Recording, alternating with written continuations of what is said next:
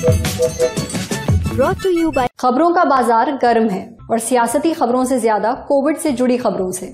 अभी तक हर तरफ एस्ट्राजेनेका की कोविड वैक्सीन, जिसे भारत में कोविशील्ड के नाम से बेचा गया था, उसके चर्चे थे। अब खबरें आ रही हैं कि कोविड का एक नया वेरिएंट मार्केट में आ गया है और इसका नाम है फ्लर्ट।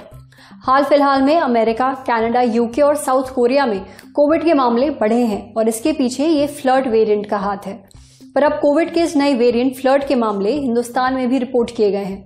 इस वीडियो को बनाते वक्त तक इसके 91 केसेस रिपोर्ट किए जा चुके हैं और ये सारे महाराष्ट्र में पाए गए हैं। अब आज के एपिसोड में हम इस पर बात करेंगे। डॉक्टर से जानेंगे कि कोविड का नया वेरिएंट फ्लर्ट पुराने से कैसे अलग है, क्या ये पुराने वेरिएंट से ज्यादा खतरनाक हो सकता है, इसके लक्षण क्या है, क्या कोविड वैक्सीन इससे बचाव करेगी और इसका इलाज क्या है, सुनिए। हाल ही में हम देख रहे हैं कि कोविड के वापस से केसेस बढ़ रहे हैं और कोविड के नए मामले सामने आ रहे हैं। Recently United states of America में, कनाडा में, कुछ लंदन में भी इसके स्ट्रेन्स बढ़ रहे हैं एंड इंडिया में भी हमने पिछले 3 महीनों में देखा कि कोविड में हल्का इंक्रीज आया है केसेस में। ये फ्लर्ट वेरिएंट क्या है? ये फ्लर्ट वेरिएंट ओमिक्रॉन वेरिएंट का ही आगे का पार्ट है। जैसा हम जानते हैं कि ये जो वायरसेस होते हैं, कोविड होता है, ये हर साल अपने शरीर में बदलाव करता है जिससे कि ये और स्ट्रांग हो, एक पर्सन से दूसरे पर्सन में फैले और आगे की प्रॉब्लम्स को क्रिएट करे। सो ओमिक्रॉन वेरिएंट के साथ हमने बहुत साल जूझा।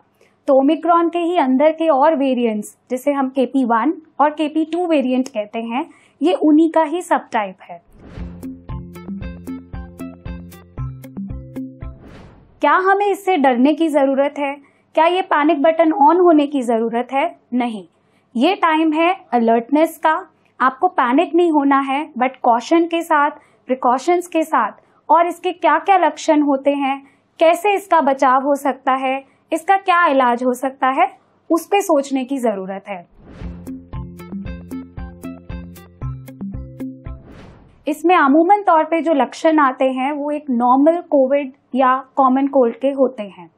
अच्छी बात कहें तो अभी तक जितने भी मामले सामने आए हैं वो माइल्ड केसेस के हैं, जिनमें अक्सर OPD या घर पे रह के आइसोलेशन में ही इलाज संभव हुआ है। इसके अक्सर जो केसेस होते हैं उनमें बुखार आना, हल्का या तेज, नज़ला या जुकाम होना, कॉमन कोल्ड की तरह खांसी जो कि सूखी या बलगम वाली हो सकती है, और किन्हीं किन्हीं में सांस की तकलीफ या फिर ऑक्सीजन ऊपर नीचे होने की संभावना होती है। ऐसे में अपने एक्सपर्ट की सहायता जरूर लें।